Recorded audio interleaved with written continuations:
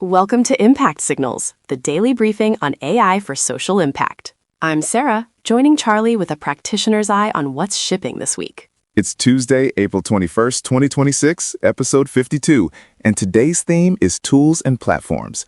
What can humanitarian and emergency response teams actually pick up and use this week? We've got 5 concrete answers. Let's start with the World Health Organization.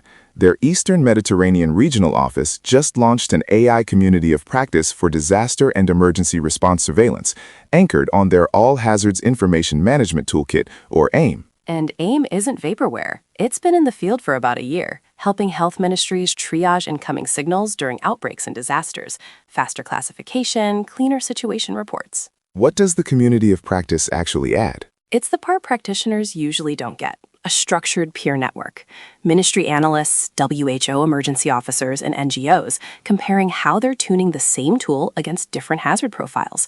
That's where tacit knowledge lives. So the takeaway for a listener running emergency ops? If you're in the region, apply to join. If you're not, watch the outputs. The playbooks coming out of this network will translate.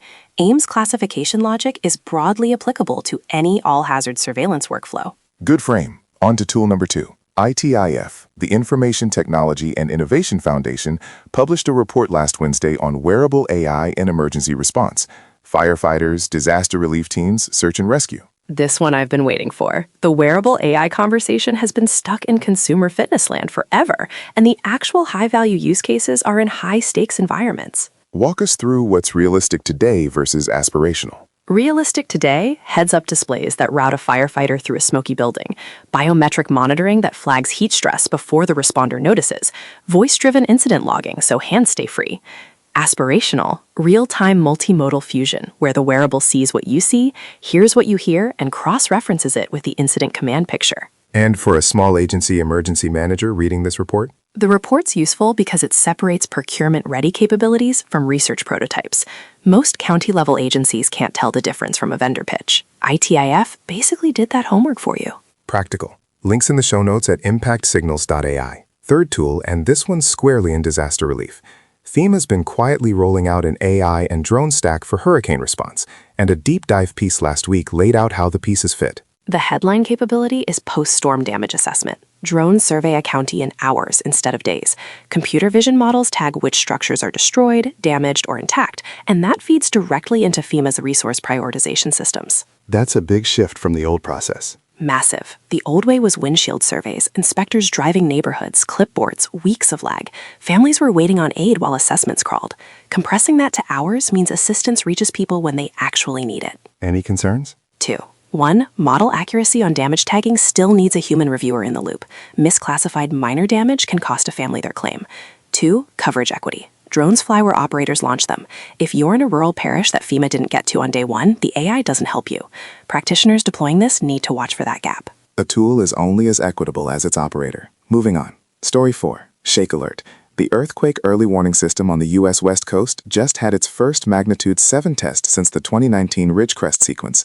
The Bulletin of the Seismological Society of America published the performance review. This was the offshore Cape Mendocino quake, and ShakeAlert delivered. Alerts went out ahead of shaking across Northern California, triggering transit slowdowns and automated building safeguards. For practitioners, what's the tool and platform story here? ShakeAlert is a platform, not just an app. Transit agencies, utilities, hospitals, schools, they integrate it into their own automation. If you run critical infrastructure on the West Coast and you haven't wired in the ShakeAlert API, this is your reminder. The system has had 7 years of improvement since Ridgecrest, and the Mendocino event validated them. And for emergency managers outside the U.S.? Japan's system is the other benchmark. The YON piece this week walked through how their early warning network detects precursors and pushes evacuation alerts. Different tech stack, same playbook.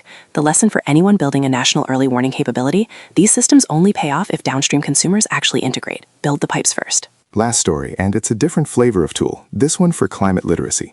A new paper on Prevention Web describes an open-source generative AI-assisted framework to democratize access to climate data, using Kolkata as the case study. I love that this exists. Climate data sets are famously intimidating. NetCDF files, obscure variable names, assumed domain knowledge. The framework wraps a generative layer around that, so a community organizer or a city council member can ask, what does flooding look like in my neighborhood in 2040, and get a grounded, visualized answer. Is it actually usable outside Kolkata? It's open source, which is the whole point. The Kolkata work is the reference implementation. Other cities can fork it, point it out the local datasets, and adapt. For resilience practitioners in the Global South especially, this lowers the cost of public engagement dramatically. What's the catch? Same catch as every LLM-wrapped data tool. It can hallucinate. The framework has guardrails, but anyone deploying it for public-facing climate communication needs a review layer. Don't ship ungated generative answers to residents making evacuation decisions. Fair warning, that's a wrap on today's tools. 5 platforms, all shipping or near shipping. Whose AIM and its new community of practice, ITIF's wearable AI landscape for responders, FEMA's drone plus AI damage assessment, ShakeAlert's validated magnitude 7 performance, and the open source climate literacy framework out of Kolkata. And the common thread, every one of these is only as good as the humans who integrate it. Platforms don't save lives. Practitioners using platforms do. Well said. If you work in emergency response, disaster relief, or climate resilience, subscribe wherever you get podcasts and find the full show notes with every link at impactsignals.ai. Thanks for listening. We'll be back tomorrow. Stay safe out there.